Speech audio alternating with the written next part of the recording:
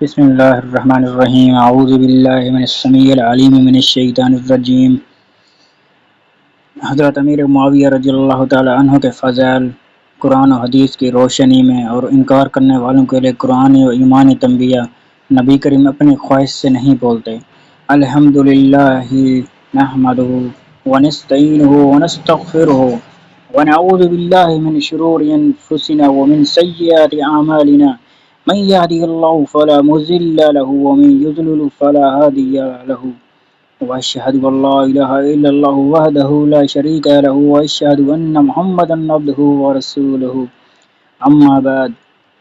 اما بعد فان خير الحديث كتاب الله وخير الهدي هدي محمد صلى الله عليه واله وسلم وشر الامور محدثاتها وكل محدثات بدعة وكل بدعة ضلالة وكل ضلالة في النار۔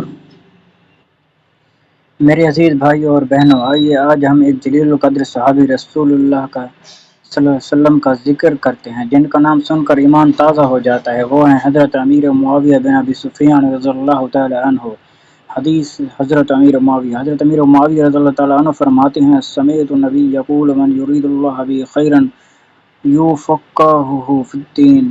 میں نے نبی کو فرماتے ہوا سنا، جس کے ساتھ اللہ بھلائی کا ارادہ فرماتا ہے اسے دین کی سمجھ عطا فرما دیتا ہے۔ صحیح بخاری، صحیح مسلم۔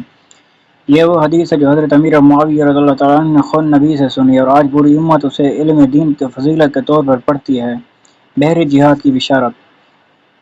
اللہ تعالیٰ قرآن میں فرماتا ہے سورۃ النجم میں، یعنی نبی کریم اپنی خواہش سے کچھ نہیں بولتے، وہ تو وہی فرماتے ہیں جو ان پر وحی کی جاتی ہے۔ رسول اللہ صلی اللہ علیہ وسلم نے فرمایا، میری امت کا پہلا لشکر جو سمندر کے راستے جہاد کرے گا ان پر جنت واجب ہو گئی۔ رواہ صحیح بخاری، صحیح مسلم۔ پہلا بحری جہاد حضرت عثمان کے زمانے میں ہوا اور اس لشکر کے سپہ سالار تھے حضرت امیر معاویہ بن ابی سفیان رضی اللہ تعالیٰ عنہ۔ یعنی وہ ان خوش نصیبوں میں شامل ہیں جنہوں نے نبی صلی اللہ علیہ وسلم نے خود جنتی قرار دیا۔ اگر کوئی یہ کہے کہ حضرت امیر معاویہ غلط تھے یا ان کے لیے جنت نہیں، تو وہ دراصل نبی کریم کے فرمان کا انکار کرتا ہے، اور چونکہ نبی صلی اللہ علیہ وسلم اپنی طرف سے کچھ نہیں فرماتے تو ایسا شخص اللہ تعالیٰ اور رسول پر بہتان باندھتا ہے، نعوذ باللہ۔